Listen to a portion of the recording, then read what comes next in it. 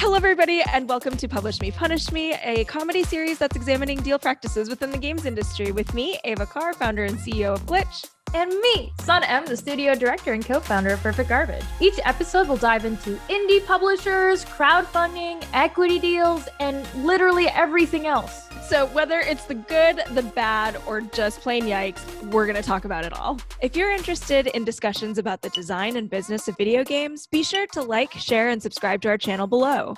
First off, you look nice today. Look at you. Your hair's up. You look so nice. Don't compliment me. I'm going to compliment you. What are we talking about? How nice you look. No. Jokes aside. Please don't perceive me. Yeah, right. I'm like, let us censor my face. So what are we talking about today? We're talking about platforms. What? Why are you laughing at me? Because you asked the question and then answered it immediately. I'm sorry. Yeah, we're talking about platforms. There are many platforms in the world, and they actually keep growing.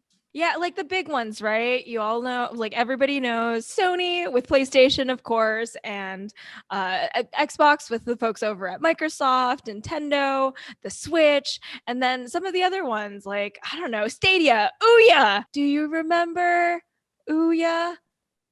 No, I thought you were just shouting. Yeah, like just an exclamation. I thought you were like, oh, booyah! And I was like, Do you really not remember the Ouya? No. I'm going to be honest, as a simple man who understands what a PC is, I'm very limited in all of the new hardware coming out, and it is an exceptional amount of new hardware. And it's happening all the time. So there's always so many different platforms, and honestly, they all need games, right? Like so many of them are like, hey, we made a new thing and it would be great. Oh, Playdate. Playdate's a really good one. And yeah, that's the one with like the Tiny Crank. Yeah, it's really cute. So yeah, they all need content. They all need games. And so there's oftentimes deals that are available through platforms. And that's what we're going to talk about today. Platform deals. Yes. I know you mentioned it previously, but what makes a platform deal juicy? The juiciest bits of a platform deal for me are the fact that they have distribution and a ton of players. Right? Like those are the two big things that I think are really, really phenomenal. And of course, dollars, right? Like everybody needs dollars to be able to make the thing that they want to make so that it can get on said platform. So if there's dollars, there's distribution, like a very clear distribution pipeline. And then also the amount of players that are on that platform, the better. Like those are all the juiciest bits of having a platform deal. The tender flesh of a platform deal. I actually love platform deals. I'm a big fan of platform deals. I think what's really, really cool to talk about too is that platform deals come in a variety of shades. You can get a simple, it's a licensing deal. You can get a development deal. You can even get porting deals, which are exceptional, I think, for in the indie sphere. Some platforms offer funding that you could apply to help port your game onto their console or platform. Free week on Epic. Woo! And it's these aspects like you said, the free week on Epic, the Game Pass on Xbox, exclusivities, all of that stuff that I think really can make, you can find a platform deal that can help with the niche that you need. If you, of course, everything I say always comes with a dash of like luck and grind. You can't, it's not as easy as I want it and I'll get it. And we've talked about that. Luck and grind. Grinding luck. If you can land a deal, you can find almost kind of any aspect or component that you need filling in that deal through their communication with the platform. And so I'm really impressed by like what platforms can offer. I'll also add to that, which is that I also love platform deals, especially if you can land them. They're really great. Unless it's, I'd say the only one that I'm a little bit more hesitant on, of course, is just if a platform is still really new. Remember how earlier I was like, hey, the three things that make platform deals the most juicy are if there's funding, distribution channel, and a clear outline of a demographic of players. If one of those three is missing, so for example, if it's a new platform that's just coming out, they might not have a lot of players yet. So what does that mean for you and your game? And what kind of deal do you actually want with maybe a new platform that doesn't have a lot of players on their platform quite yet? Yeah, and I mean, we're not going to talk about like the downfall of platforms, but there's always an archival issue that people talked about. A great example I can think of is I think they're officially closing like the PS Vita and PSP store. And a lot of people are really worried that all of their games that were archived from that era, especially because they're made for that platform specific, might be lost. So it is a lot of stuff to be aware of. Longevity is the key. Oh, God, yeah, is it ever? And so with that, we have two deals today. Two deals that are platform related. Who's going first this time? Is yours good? Are you going to turn? You can't ask if it's good. Yes, I can. I can ask if it's good. I can also ask if I think it's going to torment me. I think we'll have a good time. My deal is a roller coaster, but it is fun. Mine might be more direct, so I can go first if we want to like kind of savor the ride, because I'm taking you to hell. I'm kidding. We like to have fun here. So it was a dark and stormy night. A new platform has emerged across the scene. It's been heralded as a new coming of age of games. This platform was going to be an exciting new adventure in the gaming sphere. And to make it even better, they need your game. Heard that before. Enter a great studio. They definitely have a few games under their belt, not complete newbies, but definitely still in the indie sphere. And they get in contact with this new emerging platform, which has a great history of existing as a company, not the platform itself, but it's got the implied longevity we all think happens. There's some credibility to said company that's launching this platform. So the developers are reaching out, or they were reached out to. The platform is looking for an exclusive. They want to launch a new title from these like well and upcoming big developers, and they're willing to pay the dollars. Now, if you're in the indie sphere and you've been launching your own titles up to this point, getting the opportunity to finally ask for a much broader and bigger budget to kind of, I don't want to say get the game of your dreams, but maybe get the next step of the studio, the direction that you finally want to go in, is like the ultimate star eyes. They end up agreeing to this deal with the platform. They're offered a large amount of money to do it. The only thing is that this money will be distributed in milestones leading up to the launch. The indie team gets to work. You know, the platform has been existing for a while. They ranged the development time to about 4 years. They're really excited. They're working really hard. About 2 years into their project, they start hearing nervous chit chat about the platform. They're really, really worried. And like I said, they've been getting kind of like IV dripped with their promised amount. And they've already now hit this 2-year development cycle. The end is in store. The end is near. The end is nigh. And as they continue their development, at the start of year 3, it's announced this platform will discontinue. Shock, awe, horror. What happens to them? Well, Ava, as they kind of continue to try to wrap up development, they're hit with this roadblock. If this platform no longer exists, should they finish development still? They're so close to release and still launch it in the what is left of the player base of that console? Or should they scrap the whole project? Or should they try to focus on how they can port it into something else? Now, before I go on to like what they did, I want to hear your questions. What do you think happened? My hands are like kind of flowing the whole time, so I'm so excited. What do you think happens? What do you want to know? I'm just silent because I know what happens. I know what happens here. But for our listeners, I will ask some questions. Yeah. So you said IV drip of funding. How many milestones did they have? Total? Yeah. Do you by any chance know? I don't know that at the top of their head, but I can tell you that they were still expecting a large amount of money. Was it over half or was it around half even? Like I would say it was around half. Halfway point, yeah. It was around half. They were around the halfway point because they're really going to get paid like closer to launch, like the kind of like remain. It was like a guarantee system that was built. Yep. And that's really common where like there's at least some funding left towards the end upon actually shipping, right? Like that's really important when you're doing exclusives. It's to ensure that you actually completed your game and that the platform will actually have a game that they were promised. So I 100% get that. Do you by any chance know in their agreement what does it say if said platform were to go down? I was hoping you would ask. Like, do they say anything? Now tell me. Well, they don't say if it goes down. A little optimistic.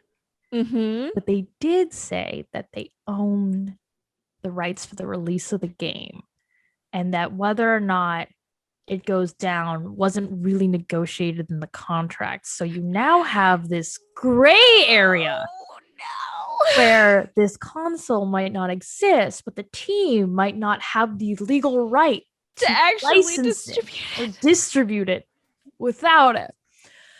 Welcome to hell, Ava. I am officially in hell. Holy. Okay. Developer hat on. Now that I know this, is there room for negotiation? Is there anything that I could do to talk to said platform? And did the developers talk to the platform? I don't know whether or not they talked to the platform. I do want to say that based on who the platform is, I think it's really difficult to get a hold of someone that might help alleviate the strain. I mean, I can tell you their conclusion if you want to tell me. It's funny to ask like publish me or punish me where you know where this is going. Yeah, I was like, I feel like I'm being dragged through all of your layers of hell. I'm like, you know, the layer where I'm getting like poked with needles. I just like a fire. And then now there's like a pool of fire and like I'm boiling in oil or whatever. So that's where I'm at. Yeah, you just need to tell me. I can't even say like publish me or punish me because I feel like I'm already there. Like I feel like I've already been punished and I am still boiling. I'm crispy. I am extra crispy at this point. Just release me. Call me. Just Dante, release me. My inferno. Ultimately, they had to scrap their game.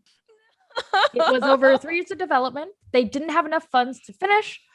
They couldn't find a way in the time. They do want to revisit it, but they couldn't find a way in their time to find, a haven for it. So instead, they thought it was best to let's just put a pin on this and try to immediately bounce back and start developing a new prototype, pitching around because they at least have something to show to other people in secret, but still something to show for their efforts. So ultimately, it's a really big punish me. The reason I wanted to do this deal, other than the fact that I'm sure Ava's is going to be exceptional, is that because I do really think highly of platform deals. It's kind of like my go-to when I'm pitching myself. And so we talk a lot of good things about platform deals, but it's kind of nice to humble you. Oh yeah, of course. Not you. I mean, viewers. You. Oh, okay. I was like, I mean, like we talk a lot of how great things about. Yeah, we do. And I know you and I have personally talked a lot about platform deals too. So that's why I was like, oh, okay, I know I've talked a lot about platform deals and I do kind of like them. Oh. Geez, son. I don't want to be crueler than I am. No, I mean, you just dragged me through hell. What are you talking about?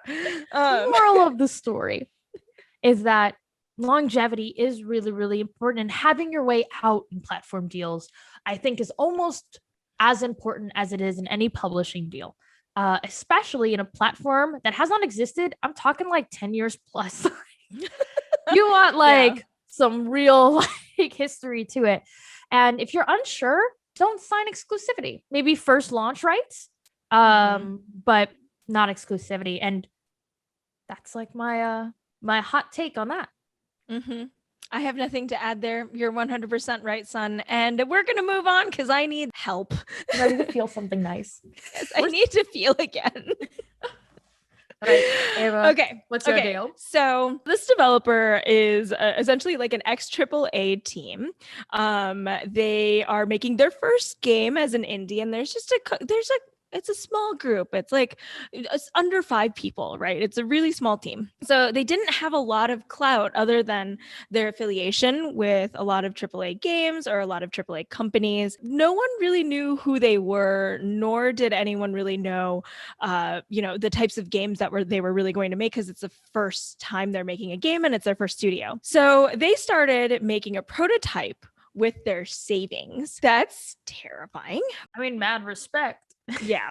So they all basically pulled their funding and started making a prototype with their savings. And what that gave them was basically around 6 months worth of runway. They made a prototype that they were really thinking like, oh, we could probably make a prototype, make it really nice, and then start pitching roughly maybe like 3 months. So they spent roughly about 3 months making their prototype. And then the final 3 months, they were thinking that they could just go out and start pitching and potentially land a deal very specifically with the platform, because they wanted a platform deal in roughly about 3 months or so. That is bold. I was going to say, maybe, they're vets, so maybe like they have insider knowledge that I don't, but that's a whack timeline. That's pretty fucking nuts.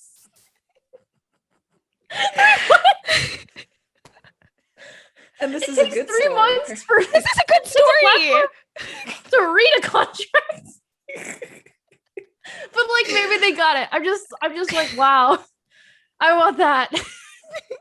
I want that energy. Give me that. This was in quotes. Boy, was I wrong. Correct the mundo. They had pitched and pitched for roughly about 6 to 8 weeks straight and not one bite. So true. I understand. I also understand. So as I'm reading it, I'm laughing. I'm like, I've lived this. Okay, so they were actually getting so low on funds at one point that the artist needed to move back in with their parents at the ripe age of 35. Never be ashamed of moving back with your parents. I'm brown. That's totally vibes. Yeah, and they don't expect you to leave until you're married anyway. Not even then sometimes. So they're like, please just like move build a home here. This house is yours. Yes. So upon the end of week 8, they got a green light actually from a platform, and they got a term sheet for an exclusive. Unfortunately, this far in, the engineer who was one of their co-founders had already been thinking about taking out a second mortgage. And at this point, they were like, maybe I don't have to do this quite yet. The issue was that they didn't really know how long it was going to take to negotiate and close this. It takes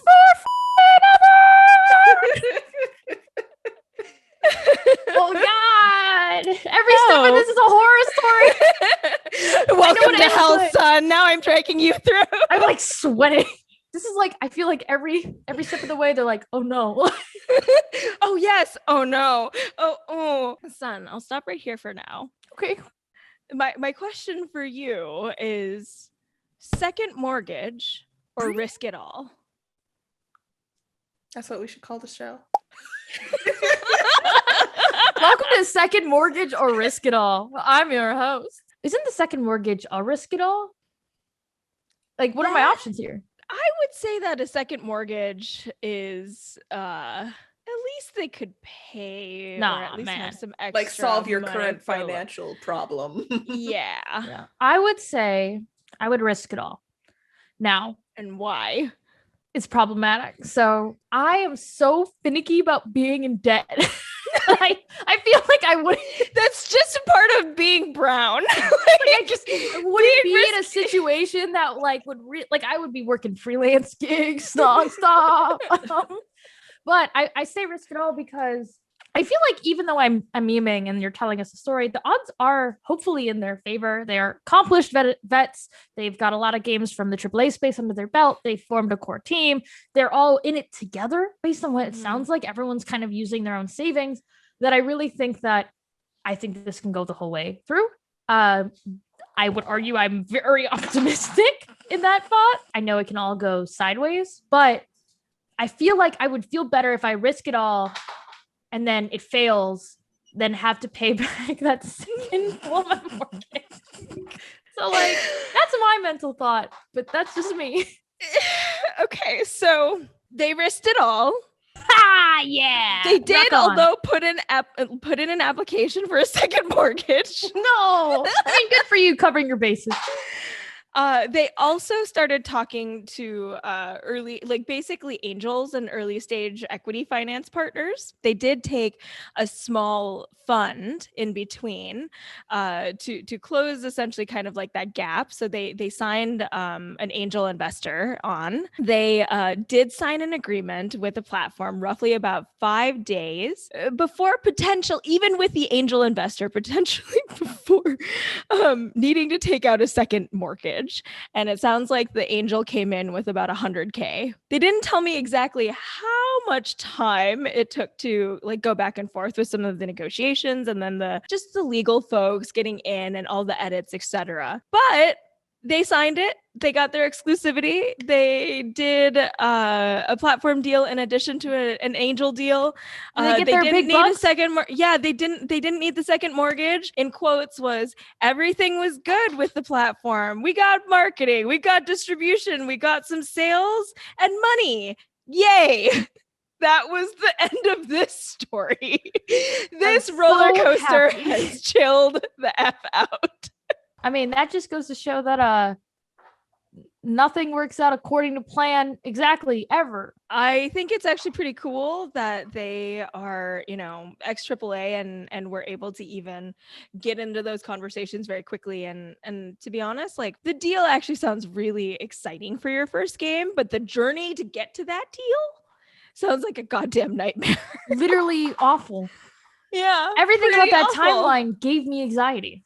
Yeah. I'm just happy that they, their dreams were accomplished. And I'm happy they got to make their game, because I would be really sad if you said that you took out the second mortgage and then they didn't get the deal. And then I would have been like, awful. Hell is real. Hell is a place on earth.